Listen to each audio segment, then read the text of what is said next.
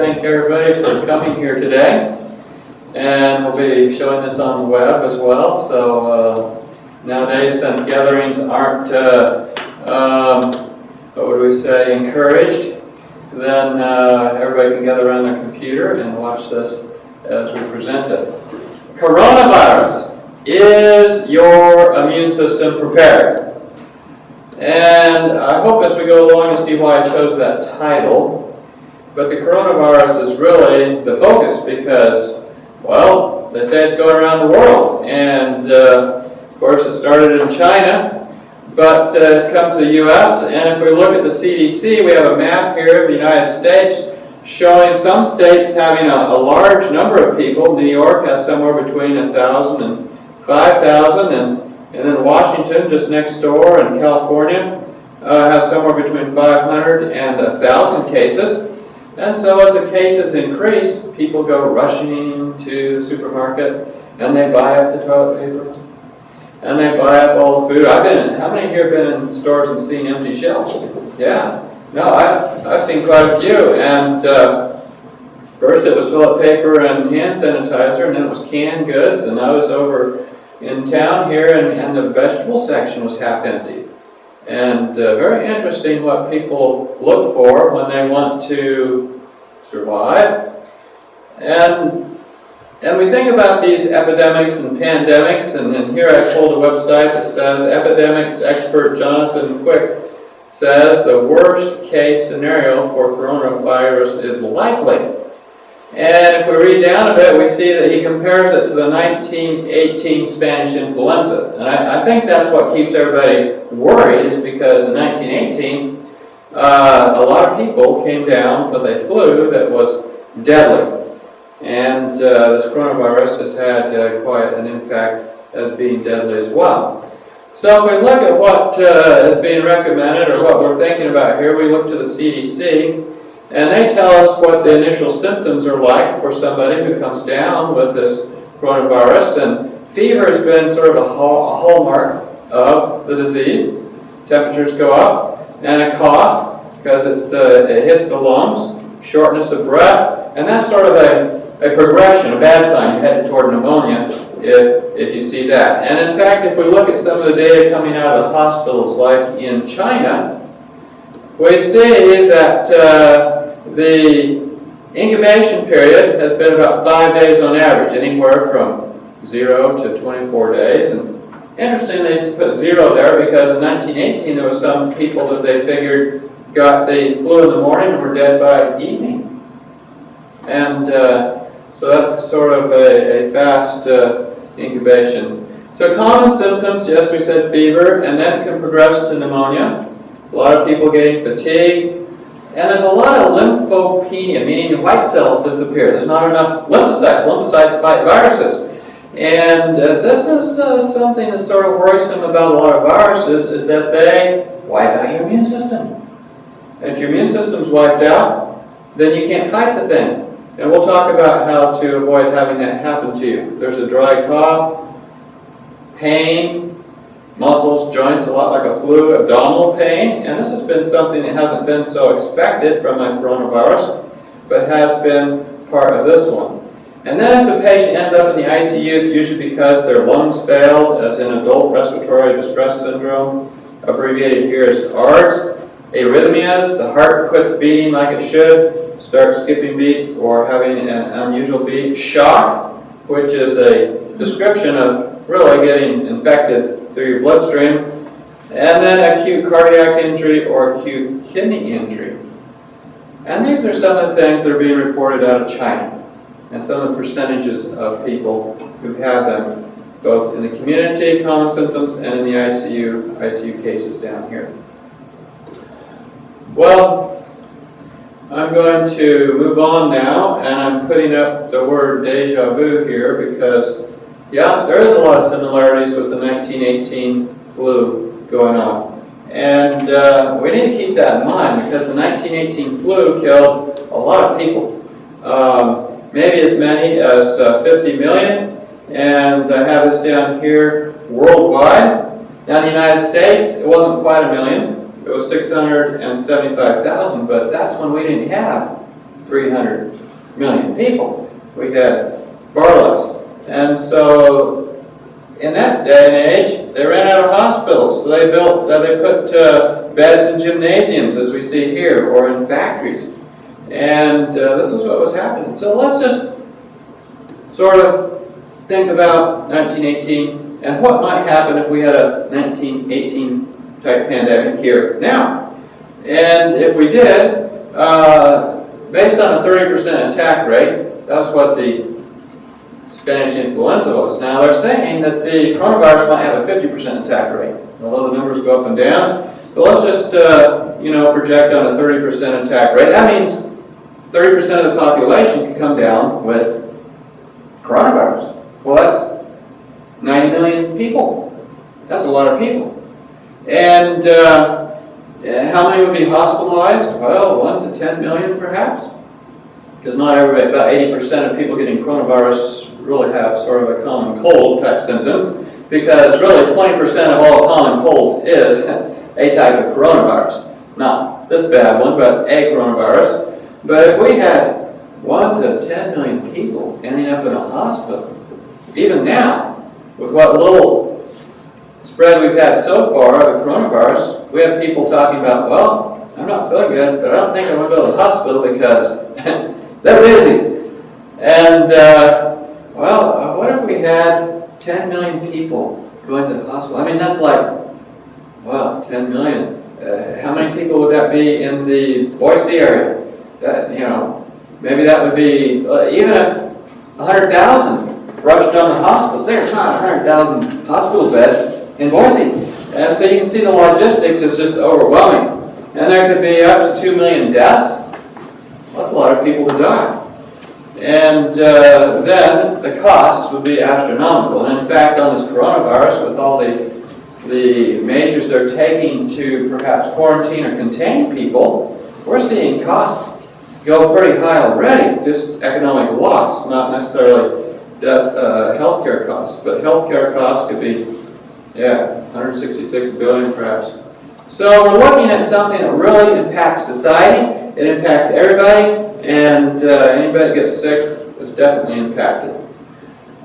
Well, we see that since this thing started, it's had quite an increase in the number of cases over time from January to February. Is this the last pestilence we'll see? We had swine flu, we had MERS, we had SARs, we've had Ebola, and we're sort of in that time. And I'm just going to look here at prophecy with Luke 21, verses 10, 11, and 27 says, Then said he unto them, that's Jesus, Nation shall rise against nation, and kingdom against kingdom. And great earthquakes shall be in divers places, and famines and pestilences. Well, there you go. And fearful sights and great signs shall there be from heaven. A few verses later says, Then shall they see the Son of Man coming in the clouds with power and great glory. So we expect pestilences, and we know they're going to happen, and we know that they're a sign of the times. And no matter what way they start, or who started them, or how they finish, we know that God is behind everything, and He only allows things that He figures are going to be in the best interest of the people. And this is a wake-up call. And so we need to wake up and think about this. Well, what is really happening and why? Well, and I want to talk about disease in general, because really, disease in general has an impact on most people. Here we have in Exodus, where God was talking to the slaves as they came out of Egypt. And He told them, If thou wilt diligently hearken unto the voice of the Lord thy God, and do that which is right in His sight, and give ear to His commandments, and keep all His statutes, He says, I will put none of these diseases upon thee, which I brought upon the Egyptians, for I am the Lord that healeth thee. So really, God was telling them, if you follow good advice, you can avoid these diseases. And what are these diseases of the Egyptians? Well, they had heart disease. They had cataracts. They had diabetes. They had a lot of the things that modern society has, which really sets you up for being a victim of coronavirus, or as they're calling it, COVID-19. COVID-19. Lung disease, you're definitely going to be a higher risk for coronavirus. Compromised immune system, endocrine disorders like diabetes, blood disorders, chronic kidney disease, all these increase your risk of being a, well, coronavirus victim. Chronic liver disease, current or recent pregnancy. In 1918, well, we were talking to my wife's great-grandmother. She lived through the 1918 pandemic, and she said if there was anybody pregnant in her town and they got that virus, they died. There was no survivors. So it's definitely, I mean, not that that's something you can do much about, but you definitely want to take the measures we're going to talk about here so that you don't get this disease. Metabolic disorders, heart disease, and neurological conditions. Now, our focus here is not going to be treatment. We could do a whole talk on treatment, and if we want to, we can follow up with that at some time. But our real focus here is prevention, an ounce prevention. That's interesting. Back when they were looking at pandemics in the old days, like cholera, there was a big discussion between Lord Palmerston and the clergy. And when Lord Palmerston, Premier of England, was petitioned by the Scottish clergy to appoint a day of fasting and prayer to avert the cholera, he replied in effect, "Cleanse and disinfect your streets and houses, promote cleanliness and health among the poor, and see that they are plentifully supplied with good food and raiment, and employ right sanitary measures generally, and you will have no occasion to fast and pray, nor will the Lord hear your prayers while these, his preventives, remain unheeded." I don't know if he won a popularity contest with that particular discussion, but he was right on, right? If you're doing what you need to do, of course God will help us with that, and we do need to follow our preventatives. And the CDC has this poster that they put out, and what you should be doing: avoid contact with people who are sick, cover your cough or sneeze with a tissue and throw the tissue out, avoid touching your eyes, nose, and mouth so you don't spread it to yourself, and clean and disinfect frequently touched objects and surfaces. Stay home when you're sick, except to get to medical care. Wash your hands often with soap and for at least 20 seconds. And a lot of people are using hand sanitizers. So there you go. Good advice. Now, some of the medical people are using more things to try to keep from catching the disease. Face masks, hoods with ties, the masks that are called N95. What's an N95 mask? Well, it's a mask that has a very fine mesh. It won't let very large particles through. Practically speaking, what it ends up doing is it removes or filters out 95% of viral particles. Now, that isn't what the N95 means, but that's what is the result. Water-resistant gown, much like a surgical gown, gloves, shoe covers. Some people are using boots, but this is, for the medical people. Will a mask really protect me? Well, not the mask that she's trying to put on there. That's called a surgical mask. The N95 respirators are good. There's some charcoal masks out there. There's a lot of different masks being recommended. And these type masks here, we put on patients to keep them from spreading germs everywhere, and so they're good for that. But as far as keeping her safe, there's a lot of places where air comes in. Masks are helpful, but another thing that's very helpful is the biblical process of quarantine. Now we're calling it social distancing, if you please. And quarantine means I stay away from everybody. And we see whole cities being quarantined at this point. Once a pandemic has begun, quarantine may not be as effective, but then social distancing has to do with how much space I keep between me and somebody else. In other words, don't go and hug and kiss everybody you see. Make sure that you keep some and how much distance? Well, from the studies in prisons in Chicago, they discovered that if you kept at least 6 feet between people, especially when they're sleeping between cots, then communicable diseases such as meningitis or flu didn't spread as commonly between the inmates. And same thing with schools, keeping the desks 6 feet apart. So 6 feet seems to be sort of the operative distance. So get your, you ever heard it said, I wouldn't touch that with a 10-foot pole? Get your 6-foot pole and unclean, stay your distance, and keep the space in between you. And just speaking of social distancing, cities are a hazard. And it wasn't until cities reached a critical size of 250,000 that pandemics made their way into recorded history. And in 1918, when the pandemic was going around, it would go around the city once, and then instead of blowing off and going to some other city, it would go around again. And every time it went around, it seemed to get more viral, get more dangerous, and this was a problem. So if you can stay away from big cities, you're doing well. And it's interesting that Jeremiah 21:6 says, and I will smite the inhabitants of this city, both man and beast. They shall die of a great pestilence. Not to say that this is any prediction for now, but just an interesting comparison between cities and pestilences. As we go along, we'll be talking about drinking water, and periodically I'll demonstrate.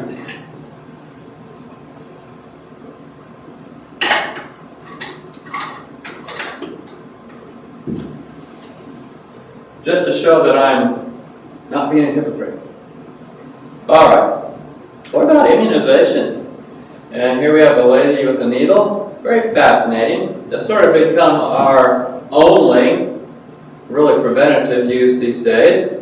And what's interesting is a recent study, a vaccine 2020 in January, showed that if you had received a flu vaccine, you were 36% more likely to get coronavirus.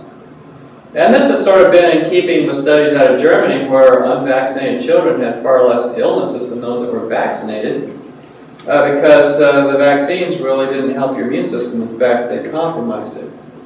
And it's interesting that if we look at some of these vaccines, like for hepatitis B, you increase your risk of other diseases. For example, the risk of multiple sclerosis goes up by 420%, lupus goes up by 800%, and rheumatoid arthritis goes up by 1,700%.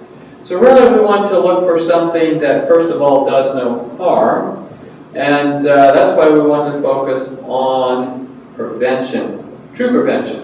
We ask to be kept from the pestilence that walketh in darkness, that is stalking with such power through the world.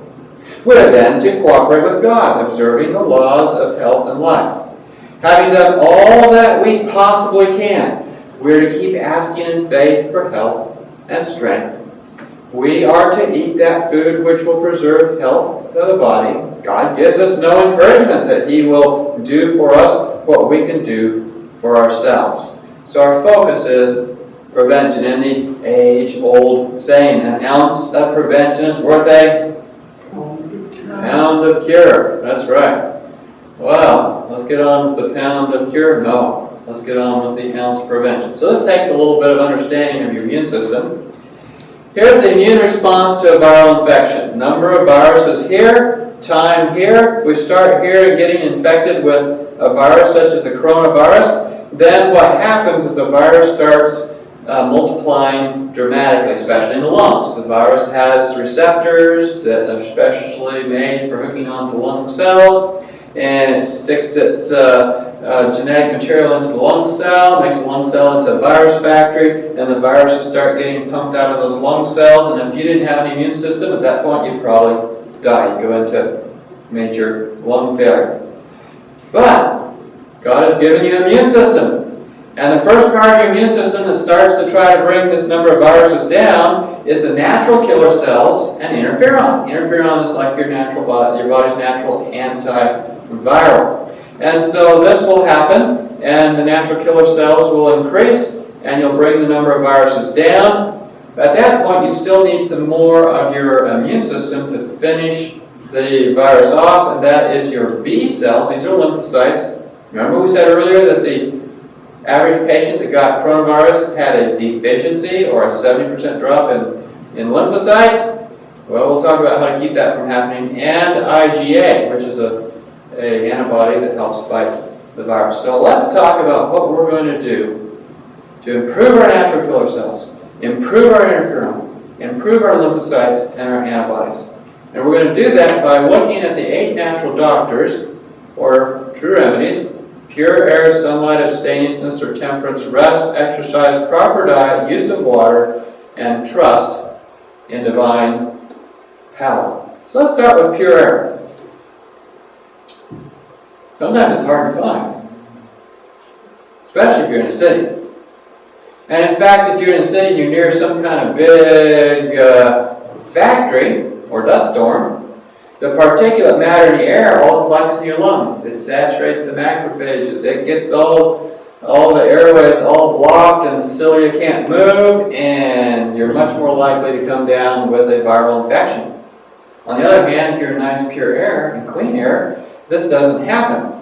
If you're working in an office where there's lots of new carpet and paint on the walls and insulation boards in the ceiling and walls, there's lots of formaldehyde. You remember the FEMA trailers after Katrina? Everybody got sick in the FEMA trailer, and it really was just RVs that they had purchased from regular RV companies, but they had lots of these formaldehyde, phenol, organic hydrocarbons. These knock out your natural killer cells. And so what you breathe makes a huge difference. You're breathing all day long. You only eat 3 times a day, hopefully, at most. But if you're breathing all the time, anything will affect your lungs, will affect your immune system. If you're in a house or building that's been water damaged, and what happens then is molds will grow, and the molds put off aflatoxins, and these aflatoxins increase inflammation, and that makes your immune system go down, and you're much more likely to get a serious viral infection. You get more cancer too. Everything goes wrong when you're in a moldy building. You're thinking, well, my house is great. I don't have any mold. A lot of people eat food with mold in it. Oh, who would eat food with mold in it? Well, you think of all the fermented, aged, rotted, spoiled foods that people eat. Did you know chocolate is fermented? Coffee is fermented? Of course, cheese and wine are fermented. Vanilla is fermented. I mean, there's all kinds of things that are fermented, and they'll have the same thing that'll cause you to have inflammation. Now, why are we worried about inflammation? Because the virus causes inflammation itself. It's one of the ways it brings you down. And if you already have inflammation started, it's like already having the fire kindled that's going to make it roar, and so this is going to be a problem. So you don't want inflammation. You don't want to live in an environment where there's mold. You don't want to eat food with mold in it. And you don't want inflammation. On the other hand, getting outdoors. Outdoors, there's more negative ions in the air. Outdoors, there's more oxygen. Outdoors, there's a lot less particulate stuff, especially if you're around trees. And this helps the natural killer cells to improve their activity, to be more active, and help them fight more microbes, such as the coronavirus. Now, in 1918, something interesting happened. Yes, the hospitals all filled up. Yes, all the fake hospitals, or the made-up hospitals that were out of gyms and factories and so forth, filled up. Then they said, well, we got to put people out in the lawn in tents.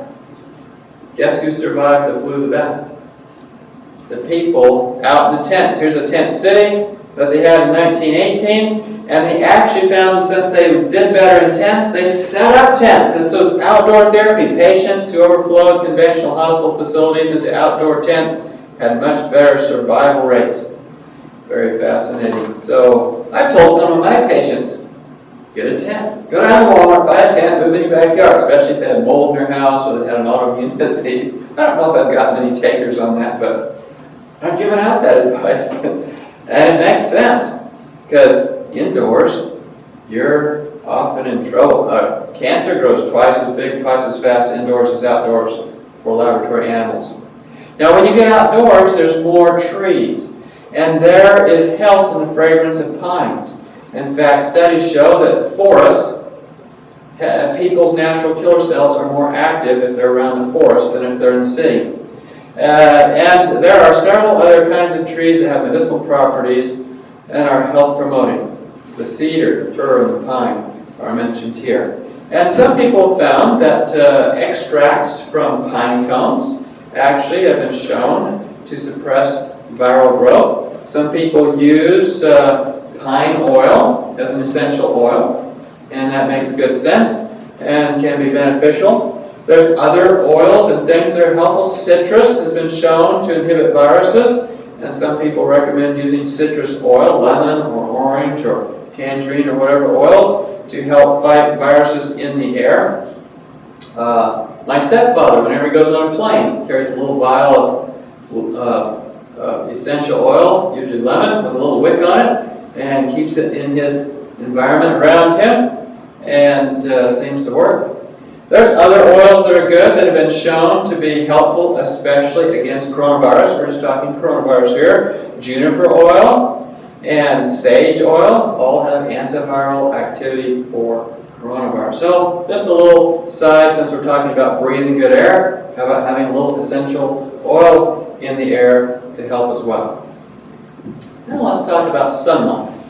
And I want to focus on sunlight because we talked about that viruses reduce your lymphocytes. It also reduces your interferon. In fact, a lot of these viruses shut down your immune system. It's like the burglar that comes into your house and shuts off the alarm system, so you don't get any alarm when he's there. Well, this happens with viruses. They shut down your immune system. Well, if you're getting plenty of sunshine, sunshine helps disable the virus's ability to suppress the production of interferon. So getting sunlight is very important. We'll get back to sunlight and its other benefits, but just focus on this one. You don't want your immune system shut down, so you want to get plenty of sunlight. And do we get sunlight in modern times? We stay in our house until it's time to go to work. Then we get in our car and we drive to work. We get out of our car and walk into the building. We stay in the building all day, maybe until it's dark. Well, not this time of year, but sometimes a year. And then we get in our car, we go back home and get in our house. We got 5 seconds of sunlight. And then we're all vitamin D deficient. Well, vitamin D is very important. In fact, studies show that vitamin D is one of the most important vitamins you can have for avoiding the yearly cold or flu. And vitamin D helps reduce the amount of inflammation that happens when you get a viral illness. In fact, we call a cold because we think we get it in cold weather. But maybe we should really call it a hypovitaminous D. Instead of a cold, because really it's because we got low in vitamin D, not because we got cold necessarily. And there's also another benefit to sunlight is if the sunlight hits the virus, it kills it. And so if you're outdoors, you're going to have a far fewer number of viruses that are going to be alive and attack you than if you're indoors.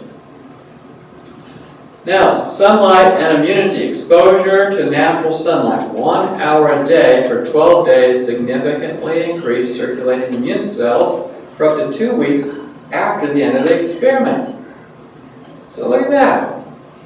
1 hour a day for 12 days. That's only 1 hour. You can spend the other 23 hours hiding from the sun.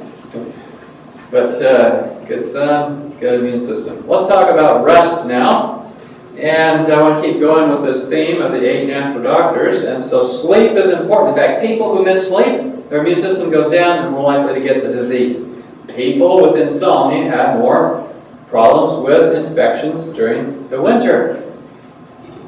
And this happens with laboratory animals as well. They had a bunch of mice they decided to study sleep deprivation. They put them in 3 categories. They were going to give all of them viruses at the end of the study, or during the study. The first group of mice were just normal mice and treated normally, got normal lifestyles. The second group of mice, they got vaccinated, and they lived a normal life otherwise. The third group of mice got vaccinated, but they were sleep deprived. 1 night for 7 hours.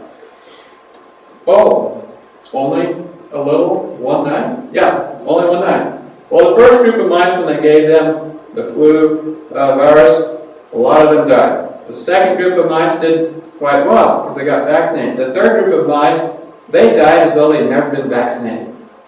So the moral of the story is, you might get some fancy vaccine, But if you don't follow good health principles otherwise, in this case we're talking about rest, but any of the others, you could catch the coronavirus as though you'd never had any intervention. And so you have to take care of yourself. You can't just depend on some of these fancy alternatives. Now there's other things that have been helpful, and I put this in the rest section, and that is meditation. Up here I put, oh, how love I thy law. It is my meditation all the day. That's Psalms 119:97. Meditation improves the immune system. Studies show this. And they definitely help with a viral challenge. And so people who take time out, and we suggest meditating on something important, not just emptying your mind. And that was sort of the nature of this type of meditation in this study. There's also the weekly rest. We call it a Sabbath. There remains then a Sabbath rest for the people of God.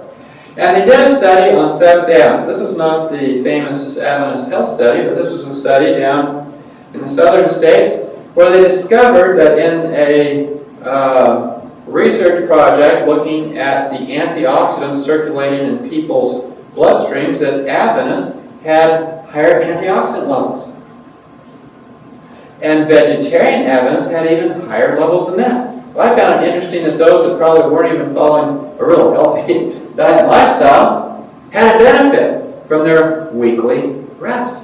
And so weekly rest was in God's plan for us to help keep a strong immune system. Now let's talk about exercise. People need exercise. Exercise is good for the immune system. It helps to develop the immune system. And in one study, moderate exercise was associated with a significant reduction in the risk of viral infection. Now I said moderate. Why did I say moderate? Because all the type A personalities, when they hear you're supposed to go exercise, will go out and join the club to run a marathon. Running a marathon does not help your immune system. Neither does competitive sports. Things that help your immune system is doing something you like, doing it moderately, especially something you enjoy. And this helps the immune system. When you're out there, you want to make sure you're not wearing too tight a clothing. Tight clothing has been shown to affect the blood flow in your body. We say perfect health depends on perfect circulation. And if you don't have perfect circulation, well, we know that when circulation stops, so does health. Well, you're dead. On the other hand, people don't realize that partial circulation means partial health. And so we want to have freedom of the lungs to expand and contract. We want to have freedom. We don't want a tight band around the waist. It makes a difference in the blood flow to the intestines, changing the temperature of the intestines, increasing inflammation. And another thing we want to do when we're out there exercising is keep our limbs just as well covered or clothed as the rest of us. Sufficiently protecting arms or legs from cold helps prevent acquiring viral disease. And you notice I have all my references down at the bottom of the slides, all evidence. You see, when your legs are cold, for men, it affects blood flow to the prostate. More prostate problems for men who don't keep their ankles warm. It affects the blood flow. What happens is your blood vessels in your legs all tighten up, and the blood is all squeezed up to your chest, abdomen, and pelvis. Your chest, abdomen, and pelvis then have congestion of the blood, and this increases inflammation and all kinds of problems. And so you want to keep your arms and legs just as well covered. In the wintertime, I usually, if it's very cold outside at all, I wear like a snowsuit or a insulated coveralls or something like that when I go around. Now let's talk about proper diet. And this is going to be a large section because we think about we are what we eat. And so we want to make sure we are something good. And one of the best things you can do is eat lots of fresh fruits and vegetables because they have an antibiotic effect. They're anti-allergenic. They are tumor protective. And if they're tumor protective, they're viral protective. They're anti-inflammatory. They reduce inflammation. And they stimulate the immune system. This is very important. And so a lot of patients who I have that have infectious diseases or cancer or are dealing with a virus of some kind, I recommend an 80-20 diet, 80% raw, 20% cooked. And you get lots of, that way you're getting nutrient-dense foods. A lot of foods with good immune-stimulating biochemicals. On the other hand, there's things that aren't helpful, and that's fat. If you're eating a lot of fat, a low-fat diet stimulates the immune system, but if you're on a normal fat diet, in other words what the average American would be eating, your immune system drops by 50%. And if you're on a high-fat diet, like a lot of people who would eat at fast food restaurants would have, then your immune system drops by nearly 80%. This is disastrous. So you don't want to eat lots of fat, especially animal fat, such as, well, cholesterol. And a high cholesterol diet suppresses the immune system. The natural killer cells are depressed to 1/4 their usual activity, and it reduces their ability to produce interferon. So a high-fat diet is not going to be a survival diet. Now that's fat. How about sugar? Everybody knows sugar isn't good for you, but what does it do? If you have 0 teaspoons of sugar, then every white cell can consume 14 dangerous pathogens. But if you get 12 teaspoons of sugar, each white cell can only consume 5.5 dangerous pathogens. And then if you got 24 teaspoons of sugar, each white cell will only consume 1 pathogen. So this is a dramatic drop. And 24 teaspoons of sugar. How much sugar does the average American eat in one day? Somewhere around 52 teaspoons. So they're all immunosuppressed. They're all going to get, coronavirus. So we don't want to be among those. Best to avoid sugar altogether. It's not a good food. Other things that aren't helpful is milk. It's immunosuppressive. And it ends up causing the natural killer cells not to be as active. In fact, it also increases your risk of cancer. Tripling your milk protein intake triples the risk of cancer. And if it increases the risk of cancer, it increases the risk of catching a virus. Because a lot of cancer is stimulated or initiated by viruses. Now what do you see in this picture? White bread. That's right. Oh, why do I have white bread there? Well, I have that as what would we say? An illustration of a diet which is totally lacking in good nutrition. And in fact, if you are low in vitamins and minerals, your natural killer cells aren't as active. This is what the studies show. So you don't want to be eating something that's totally deficient. You want lots of vitamins and lots of minerals. And let's just talk about some of those. Let's start with vitamin A. This will be the ABCs of vitamins. If you're deficient in vitamin A, then your antibody production will be low. You won't get enough IgA. IgA is the antibody that fights viruses when they first come into your lungs. Vitamin A deficiency reduces natural killer cell number and function. They're all like lethargic. They're like they didn't get enough sleep. And the vitamin A deficiency also ends up causing the cells that produce IgA not to be as active, the lymphocytes. So there you go, you need lots of vitamin A. Well, what do? Go get vitamin A pills? Actually, the pills aren't that helpful. If you smoke, you have a risk of lung cancer. If you smoke and you take vitamin A pills, your risk of lung cancer goes up 10%. So that's not the right answer. What you want to do is eat food that has lots of vitamin A. Well, what foods would that be? Well, how much do I need? USRDA is about 5,000 units a day. Where would I get it? Well, if we look at some of the foods that have it, paprika would have a lot, cayenne pepper has a lot, sweet potatoes, carrots, kale, spinach. Look at all these things. Cantaloupe, broccoli. No, why did I put milk down here? It's very low. Well, if you're eating food that has nothing of what you need, your body will use up its stores, and then you end up being in a deficit. Eggs have none, chicken has none, beef has none. In other words, those aren't going to help you survive a coronavirus attack. Now, let's look at vitamin E. Vitamin E is interesting because it really affects your ability to fight a viral infection. It reduces the number of viruses if you have plenty of it. It prevents a virus-mediated decrease in food intake. A lot of people, they don't... if we're going to talk about treatment, A lot of people think when they get sick they got to go crawl in bed. Wrong idea. Well, if we do a video on treatment, we'll get into what to do if you get sick. But a lot of people feel like crawling in bed is because the virus made them feel like crawling in bed. It wasn't that they needed to crawl in bed. It also makes them so they're not hungry. Well, you don't want to overeat, but you don't want to quit eating good food. And so vitamin E helps so that that doesn't happen to you. And it lowers the inflammatory mediators such as tumor necrosis factor, so you don't end up with your lungs going into major edema and meltdown, fluid overload. Well, that's vitamin E. Well, how much vitamin E do I need? USRDA is about 30 international units. Where would I get it? What's that? Sunflower. Sunflower seeds are top of the list. You'll see sunflower seeds keep coming up here, because sunflower seeds have a lot of good things for fighting viruses, minerals, and vitamins.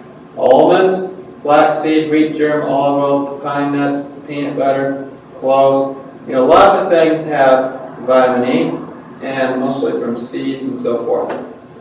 So get your seeds. And now I'm going to demonstrate again how you drink your water. Because it's important to drink your water.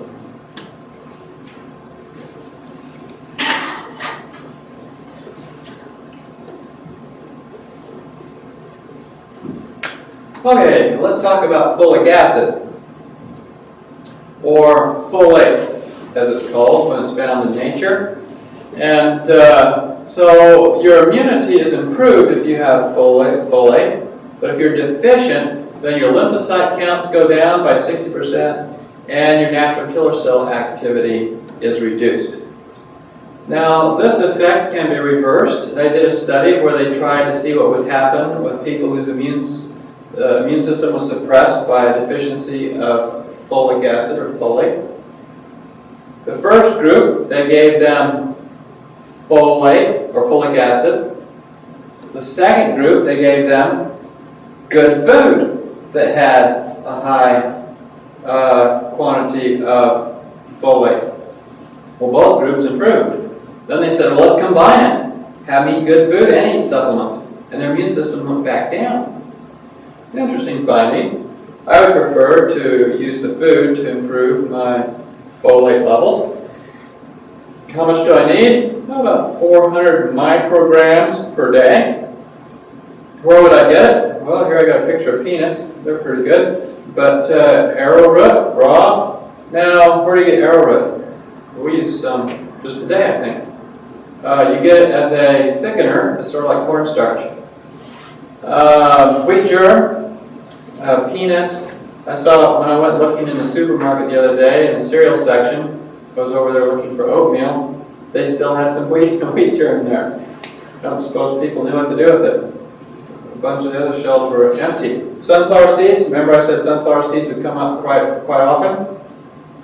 Spinach is really thought of one of the top ones for folate. And you can see some of the others there.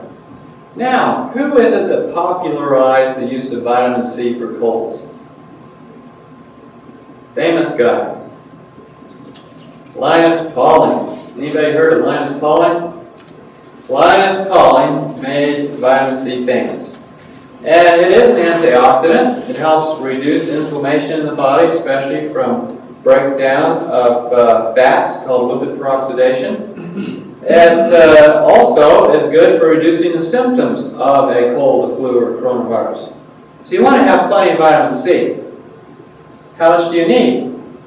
Well, you only need about 60 milligrams a day according to the USRDA. Well, that's fascinating. Why do you think they have it so low? Well, I found an interesting study where it compared using the juice of one lemon versus a 500 milligram tablet of vitamin C. They gave them their two different interventions, and then they studied them. They found out that the people who took the juice from the lemon had more antioxidants in their bloodstream and more vitamin C in their bloodstream than the ones who took the tablet. The lemon only had, according to their analysis, 43 milligrams of vitamin C. What's the moral of that story? You get a lot more vitamin C when you take it naturally. And where do you get it? Well, things like peppers, Certainly they're up here at the very strawberries, chives, red cabbage. Notice there's more in red cabbage than there is in oranges or lemons, but not by much. Broccoli, pineapple, cauliflower, lots of good foods for getting vitamin C. And they discovered that vegetarians have about 3 times as much vitamin C in their bloodstream as meat eaters. That's because things like salmon down here that I've listed at the bottom doesn't have any vitamin C. The fish used the vitamin C so he wouldn't get coronavirus. Alright, let's talk about some minerals now. Selenium. Selenium is an immune booster. And without it, you're in trouble. Because if you don't have it, then your natural killer cells aren't going to be functioning. And your cytokines, the inflammation in your lungs, will be more dramatic. When you have plenty of selenium, it protects your tissues in your lungs from being damaged by viruses, and you recover more quickly. And so you want plenty of selenium. One of the best choices for selenium is the Brazil nut, as you'll see shortly. You only need, according to the USRDA, 70 micrograms per day. Excuse me. But you can get that much from mixed nuts, probably because there's Brazil nuts in there. Sesame seeds, wheat, sunflower seeds. Remember I said sunflower seeds would come up quite often? Seems like we should be eating mostly sunflower seeds, eh? Amaranth, oat bran, and so forth. So there you go, selenium. I'm going to pause here for a minute and drink another bit of water.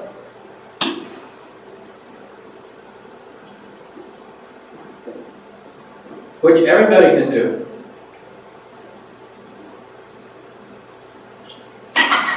There's a herb that's high in selenium. It's astragalus. Yes, astragalus. We'll get to that here shortly, won't we? Very good. Now let's talk about zinc. Zinc is necessary for your immune system and the antibodies to fight viruses. So you want plenty of zinc. And it comes in a lot of different forms, but zinc is necessary for the natural killer cell activity as well. And the amount of zinc you need for your immune system is more than what the government might be saying you need for normal health and growth. And so when they say 15 milligrams USRDA, maybe you want twice that just to be sure. I mean, you won't overdose yourself on 30 milligrams a day. And places to get it are wheat germ, pumpkin seeds, sesame seeds, a bran, pine nuts, maple sugar. All right, well, don't get all your zinc from maple sugar. I mean, if you're trying to fight a virus, you don't want lots of sugar, so I just put that in there. Wild rice, cashews are high in it. So there you go. Now let's get away from just individual nutrients and talk about good foods. One of the superfoods for fighting viruses is grapes. And grapes have resveratrol. And resveratrol is important. It inhibits the replication of viruses. It's like virus birth control. And so getting plenty of grapes, and the best grapes seem to be the red grapes, and most of the resveratrol is in the skin, so you won't get it so much in juices or wines. You get it from eating the grapes. And it improves the survival from a virus infection, especially in laboratory animals. So grapes are top of the list. Another interesting food that has become popular for viruses is the elderberry, or elderberry extract, and it is definitely antiviral.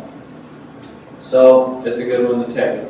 There are certain herbs that are helpful, and Julie mentioned the astragalus. It's very high in selenium, and it boosts the immune system for natural killer cells. Licorice. Both of these have been shown to fight coronavirus specifically in studies. And so these are good things to put in your tea and make a brew.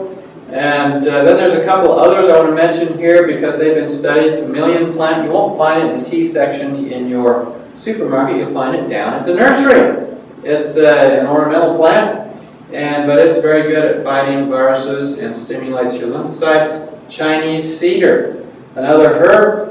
You won't find it in the tea section of your supermarket, but you will find it at the nursery. And or you can buy it online. I saw it online for sale. And this has activity against viruses as well. There's probably a lot of herbs we could mention. Some of the popular ones, there's not a lot of studies on. Doesn't mean they aren't going to be good. But these are ones I found good studies on. Now more foods, apples. An apple a day keeps the doctor away, and it's true, apples are very helpful. 5 or more apples per week improves lung function. People breathe a bigger breath of air with every breath if they eat an apple a day, like by 150 milliliters. And so eating an apple a day, I had one gentleman said, yeah, I always ate an apple a day and I never got a flu during the flu season. And then one year somebody gave me a box of oranges, so I ate an orange a day, and I got a flu that year. He says there's probably nothing wrong with the oranges, but there's something special about the apples that would have been more helpful. I eat both of them. Anyway, apples contain phytochemicals which inhibit virus replication as well. Now you're probably all waiting to see the next slide, and that's the one on garlic. Garlic has many benefits, one of which is social distancing. You eat this one, and people give you a wide berth. And so, in one study, garlic supplementation reduced seasonal viral infections by 63%. And this was in a very close community. This was in a commune, a kibbutz over in Israel. And half the people got garlic pills. We're talking like garlic. And half the people got nothing. And so they got a 63% lower incidence of infection. One anecdotal story said in 1918, 20 people regularly ate a garlic clove every day, and none of them got the flu. So there you go. Onions are sort of in the same family. They also have that quercetin that we mentioned earlier, and it protects against oxidative stress, which is inflammation, and damage to the cells of the lungs. It's also found in apples, green leafy vegetables, and beans, but not in pork. Anyway, not that you would expect it. Some foods are controversial because people have been listening to media on them. One is soy. You certainly don't want genetically modified soy. But soy has antioxidant properties, which are a potent stimulant to the immune system. So soy is helpful. And it's been shown to help for viruses and for cancer in the studies. So there's some good foods out there. Another one is turmeric because it reduces inflammation. It keeps the cytokines from going into the cytokine storm. Keeps the viruses from damaging your lungs so bad. So remember turmeric, you can buy it in the store as a powder. You can buy it in capsules at the health food store. You can buy it as roots. Looks a lot like ginger, and you can make tea out of it, or you can sprinkle it on your salad. Speaking of salad, plant-based diet is definitely going to be the best compared to omnivores, which means they eat both meat and vegetables. Vegetarians, or complete vegetarians, called vegans or plant-based diet people, have significantly higher blood concentrations of the important vitamins we talked about, A, C, and E. And their natural killer cells were twice as active as omnivores. So there you go. Want your natural killer cells to be active, give them good food. Well, what kind of diet have we been talking about? The Creator's diet, right? Fruits, grains, nuts, vegetables, seeds.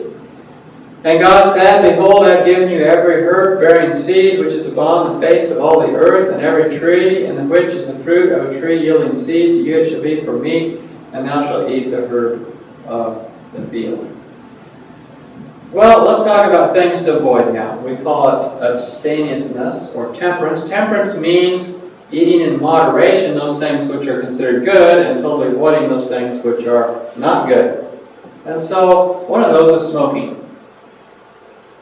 People who smoke are much more likely, 1.5 times more likely, to catch a viral illness, and they are 70% more likely to miss work as a result of a viral illness. So smoking is definitely out of the picture if you want to survive a coronavirus attack.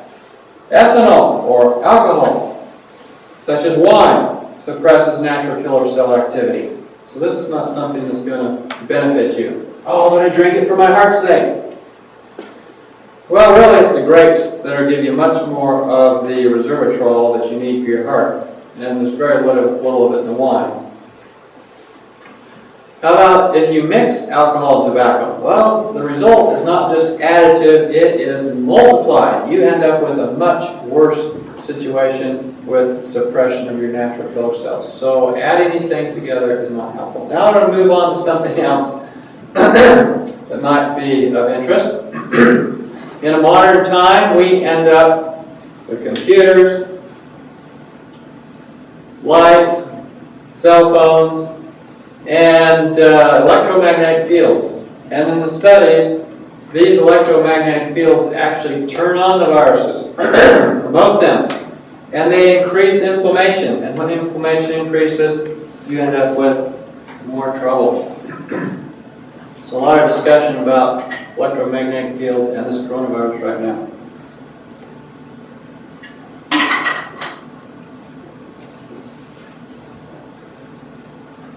So you want to make sure you're not sitting under a cell phone tower. People who live within 400 feet of a cell phone tower have a much higher incidence of diabetes, which will also give you a higher risk of getting a coronavirus infection. Now let's talk about eating less food. Oh, I'm going to get real popular on this one. Most people don't like to eat less food, but in the studies, eating 60% less food made it so the natural killer cells quadrupled in number and they doubled in their activity. Isn't that amazing? Eating less food. And on the other hand, if you fast, eating nothing, say for a day or two, it resets your immune system. It boosts the immune system, protects the immune cell stem cells, the cells that are making immune cells, and it reduces inflammation. What it does is it improves your body's immune system through some of the ketones that your body will start to run on. And so you're much more healthy that way. A 3-day fast totally resets your immune system. Is very good for autoimmune diseases as well. But even a 1-day fast will boost your immune system. Now let's talk about water. And I keep demonstrating here for you the use of water. People who are dehydrated end up with a lot more respiratory tract infections. We get these studies from the nursing homes where if the old people don't drink enough water and they get dehydrated, then they get constipated, they get urinary tract infections, they get more flus and colds and other problems. Now there's other uses of water besides hydration. How much water do you need, by the way? Well, according to the U.S. Army, studies showed that the average woman needed 2.7 liters per day and the average man 3.7 liters per day. So lots of water to keep your body well hydrated. But you can use water in another way, and that is hydrotherapy. And so if I think I'm coming down with a cold or flu or some kind of respiratory tract infection, I head for the shower. When I get in the shower, I turn it on hot, as hot as I can stand, until I feel like I'm getting warm, like maybe I'm inducing a fever. Then I switch to cold, maybe for 1 minute. And then maybe I repeat that once or twice. And what this does is it greatly improves your circulating white blood cells.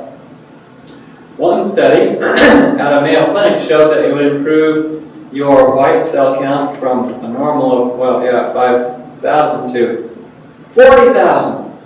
Don't do that before you get your blood taken. Your doctor will think you have leukemia, but it's definitely going to get your white cells out. And when I do this, there's been many times I've done this. Well, as a doctor, I'm with all these sick people who, you can't avoid sick people in your company. Anyway, they come to you and they got their sniffles and their things, and you think you're getting the sniffle and thing, so you do this, next day, fine, do great. Also, there's other things you can do, and we'll get to those here shortly.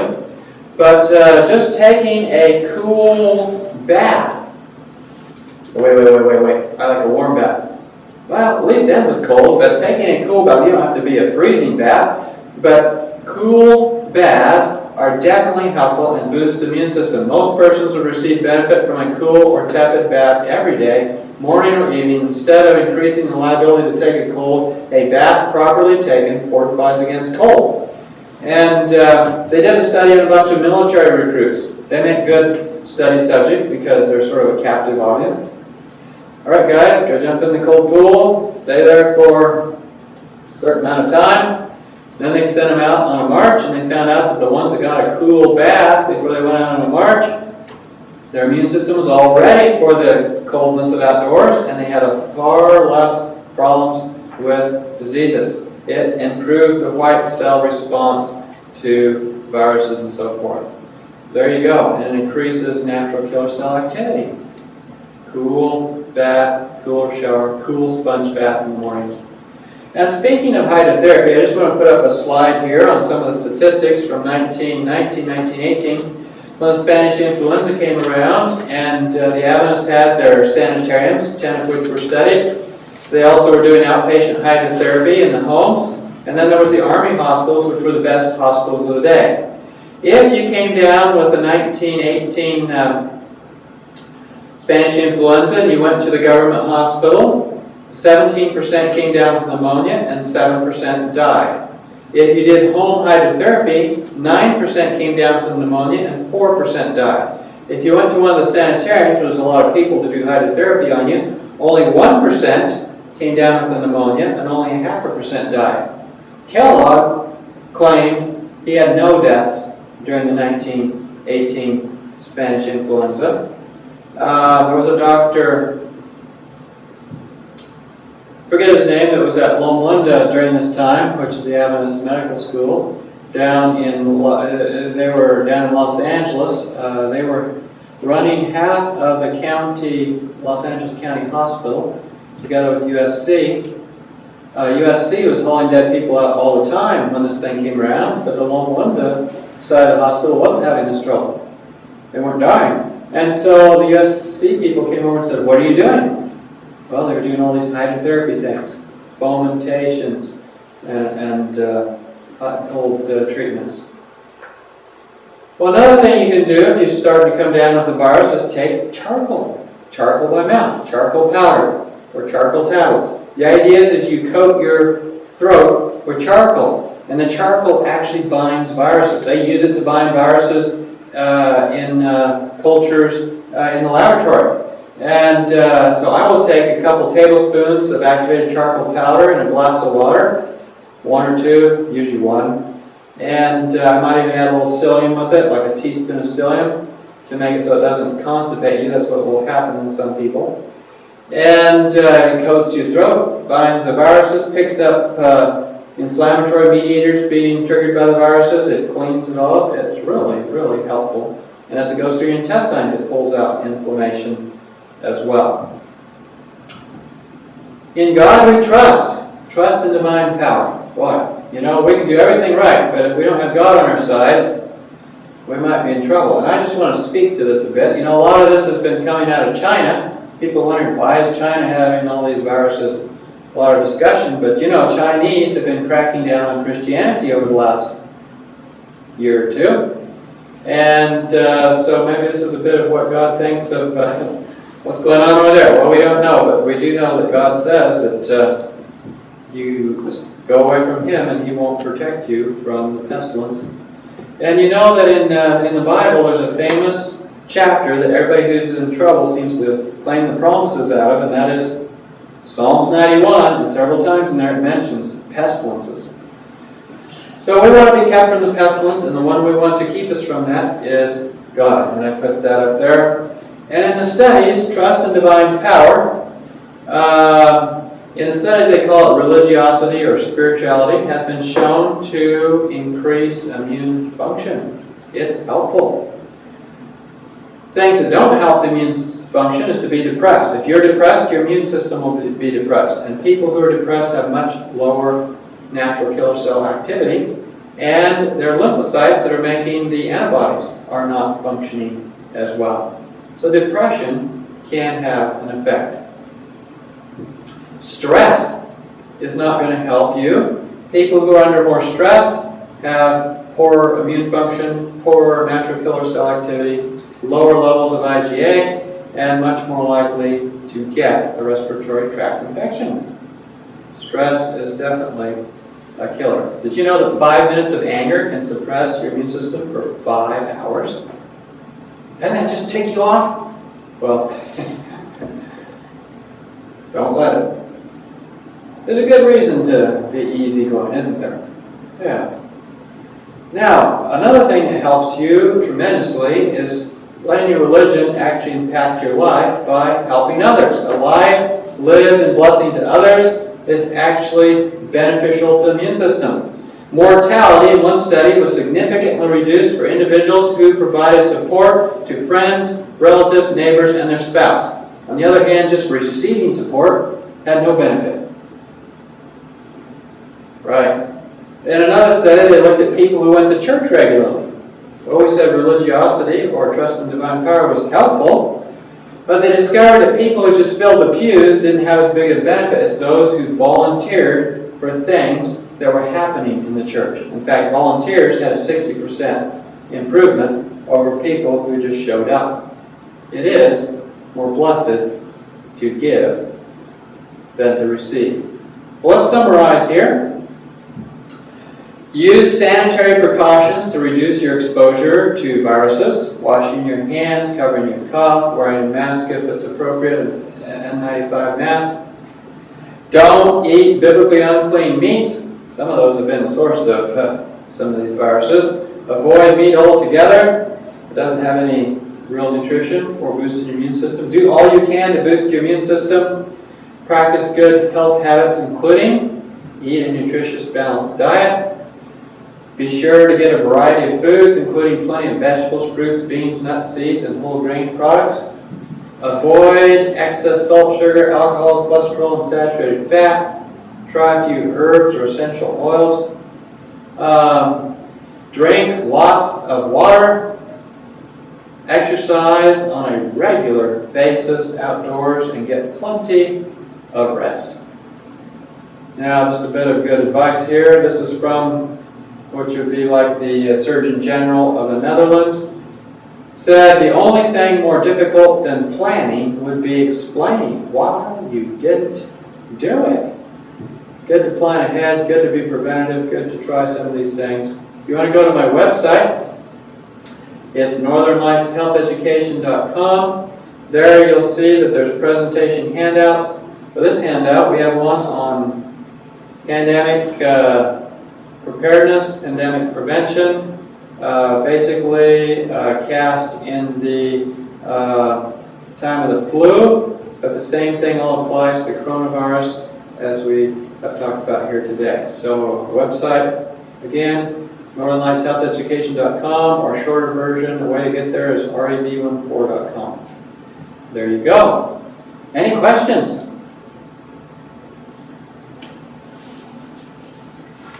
No? All right. We've been a good group. And